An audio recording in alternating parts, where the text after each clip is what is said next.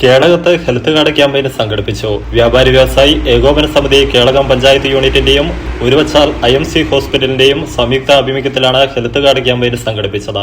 ഇന്ന് രാവിലെ 10 മണിക്ക് KVVS കേളകം പഞ്ചായത്ത് യൂണിറ്റിന്റെ ഓഫീസിൽ വെച്ച് നടത്തിയ ക്യാമ്പയിനിൽ KVVS general secretary KP Sibi സ്വാഗതം പറഞ്ഞു. പരിപാടി KVVS പ്രസിഡന്റ് MS തങ്കച്ചൻ ഉദ്ഘാടനം ചെയ്തു.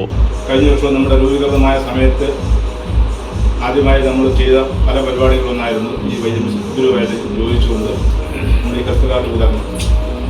നമ്മളന്ന് പ്രതീക്ഷിച്ചതിലും ഭയങ്കരമായ വിജയമായിരുന്നു ആ പ്രോഗ്രാം.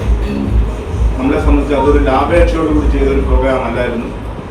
നമ്മുടെ മെമ്പർമാരല്ലാതെ പുറത്തുള്ള കേരളത്തിലുള്ള കച്ചവടക്കാർക്ക് മുഴുവനായിട്ട് അത് പങ്കെടുക്കാനും വേണ്ടുന്ന സാഹചര്യം നമ്മൾ ഒരുക്കുകയുണ്ടായി.